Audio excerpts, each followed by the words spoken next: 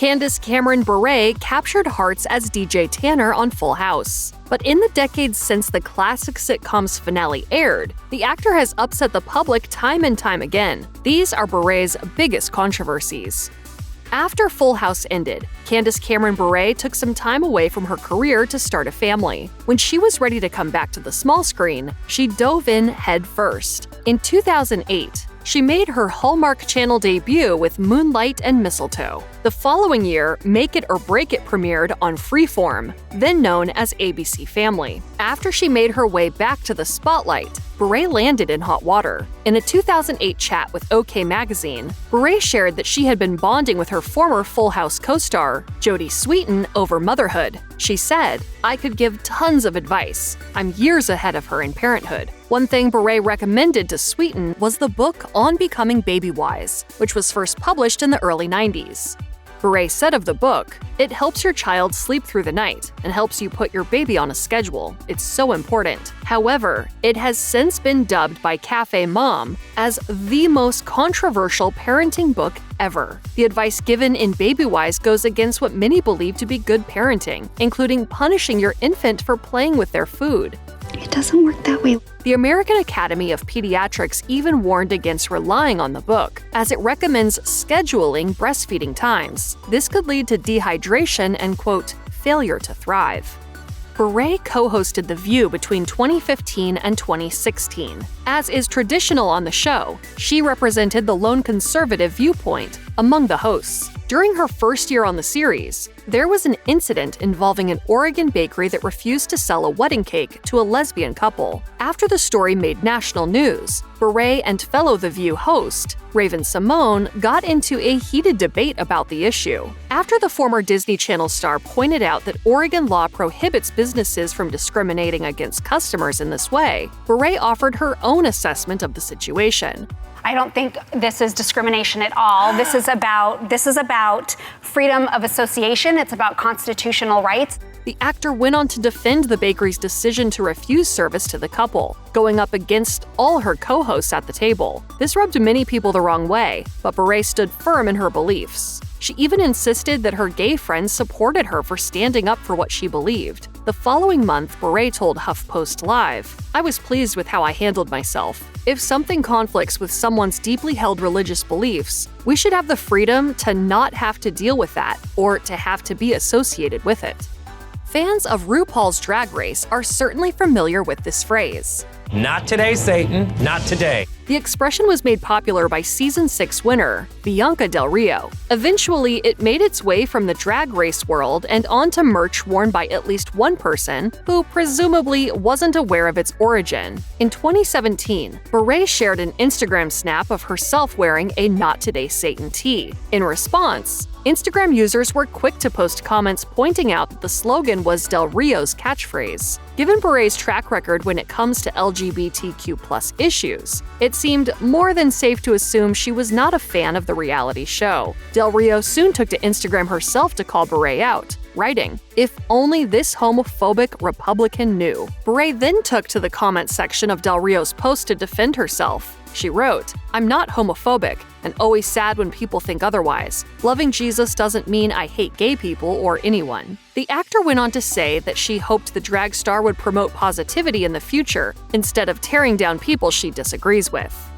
Given her religious and political beliefs, it's no surprise that many of Bure's followers lean conservative, but a portion of that fan base quickly turned on her in September 2020 when she shared an Instagram post of her husband, former NHL star, Valerie Bure, with his hand on her breast. It wasn't long before some of Candace's fans deemed the photo inappropriate and suggested she act more modestly considering her religious beliefs. Bure didn't hesitate to respond to the backlash in a series of videos on her Instagram stories. She said, "For all of the Christians that are questioning my post with my husband's hand on my boob, my husband of 24 years, thinking it was inappropriate, it makes me laugh because it's my husband. He can touch me anytime he wants, and I hope he does. That is what a healthy, good marriage and relationship is all about." Bure has a strong social media presence, with over 5.7 million followers on Instagram. The actor uses the platform to display everything from her favorite Bible verses, to her workout routines, to outfits, to the projects she's filming. And along with following fellow celebrities like Sarah Michelle Gellar and Victoria Beckham, she also follows some politicians, which doesn't go over well with some of her fans. As of late 2024, Bure follows both Republican and Democratic political figures, including President Joe Biden, Melania Trump, and President-elect Donald Trump. As Bure revealed in a January 2021 Instagram story, some of her supporters threatened to unfollow her because of the accounts she was following on the platform. She said, "I follow a very broad range of people, politically, within my work industry, and then personal friends and things I like. But a follow does not mean an endorsement. A follow does not mean I agree with everything they say and do." Bure posted yet another controversial clip on social media in July 2021. In the video, she lip-synced to the Lana Del Rey song, "Jealous Girl," while holding her Bible. She captioned the video, "When they don't know the power of the Holy Spirit." Whether it was the way she mouthed the words or the lyrics themselves, some fans were not happy with the video. Curiously, where the actor would usually defend her actions, she took a different tact this time. She said on Instagram Live, "I usually don't apologize for these things, but a lot of you thought it was weird, and I'm sorry. So many of you thought that I was trying to be seductive, which clearly means I'm not a very good actress because I was trying to be strong, not sexy or seductive." This wasn't the only contentious lip-syncing performance she posted that year. In October, she also uploaded a now-deleted clip of her mouthing along to a line from RuPaul's Drag Race in an attempt to make fun of the heat she's received for her political views. Alongside the caption, "When you're conservative in Hollywood," Bure mouthed along with contestant Scarlett Envy. Is it me? Am I the drama? I don't think I'm the drama. Maybe I am. Am I the villain? I don't think I'm the villain. Comments under the since-deleted video not only called Bure out for using a drag queen's quote, but pointed out that the audio clip on TikTok was called, "I am a socialist." Whatever her intentions were with these posts, the controversial moments will live online forever. While she mostly plays it safe when it comes to style, Bure has certainly worn a few outfits that have caused a stir over the years. In October 2021, the Hallmark alum shared a pic she'd taken with her husband and 2 children to Instagram. Both Bure and her daughter donned red gowns, while her husband and son wore suits and ties. On paper, that shouldn't be a big deal. The issue, though, is that the 4 were at a wedding. Tell me you're not wearing that to the wedding. While there's certainly no hard and fast rules to wedding attire, many people believe that red is a no-go for wedding guests. At least some of Bure's Instagram followers certainly thought so. As one user commented, "Supposed to avoid red at weddings. It's a power color, steals spotlight from the bride." The actor responded that there are, quote, "different style rules in Los Angeles," alongside a winky face. She also noted that there were other women at the event in red. Regardless, the choice drummed up a lot of chatter in her comment section.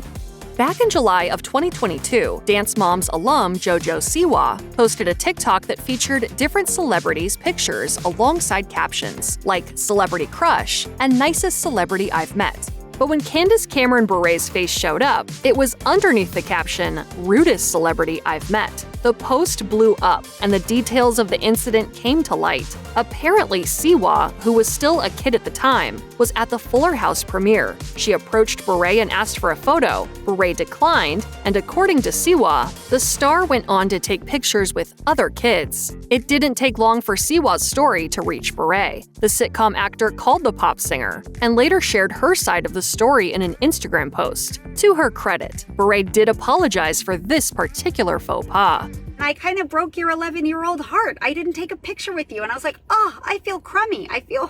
JoJo, I'm so sorry. Bure once again ruffled feathers when she shared a 2022 TikTok wishing everyone a happy 4th of July. In the clip, the actor showed off her red, white, and blue accessories and her God Bless America t-shirt, as Bruce Springsteen's Born in the USA played in the background. While it might have seemed like an innocent enough post, Matthew Koma, songwriter and husband to Hilary Duff, called out Bure for her ignorance a couple weeks later. The vocalist posted his own TikTok video, duetting with the Full House star to address her song choice. Como remarked that the song was actually about the mistreatment of Vietnam veterans upon their return to the United States, rather than a celebration of Independence Day. As Springsteen said on a 2021 episode of the Renegades Born in the USA podcast, Born in the USA is often misinterpreted and misused. This is a song about the pain, glory, shame of identity, and of place, so it's a complex picture of the country.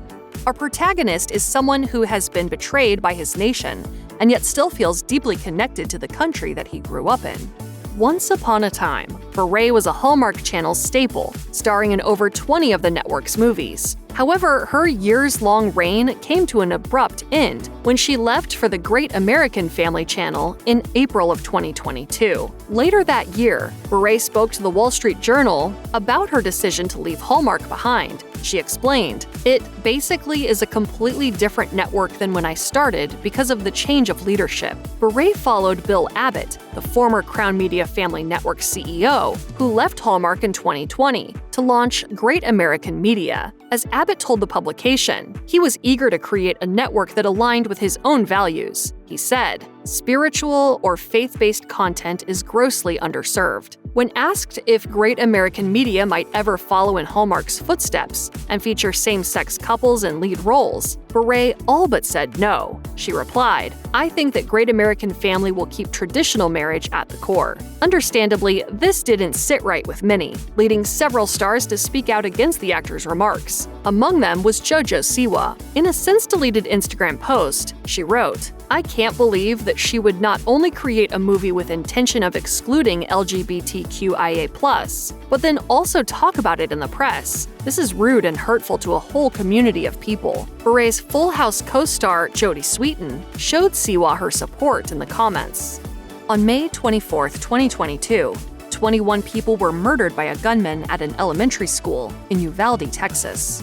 While the likes of LeBron James and Selena Gomez spoke out about the attack, Bure remained silent until she was prodded by her followers to say something. The actor explained on Instagram Live, "All of us process things differently, and some of us need more time to process it." Bure went on to explain that she hadn't felt comfortable sharing her feelings on social media at the time, especially considering how many of her opinions tend to be dissected by the public. However, she added, "I don't believe silence or lack of posting is a representation of what someone is thinking, feeling, or doing." Bure took the opportunity to also address the mass shooting that had occurred a few weeks prior at a grocery store in Buffalo, New York. She said, "I'm grieving those people too. If you have been impacted by incidents of mass violence or are experiencing emotional distress related to incidents of mass violence, you can call or text Disaster Distress Helpline at 1-800-985-5990 for support."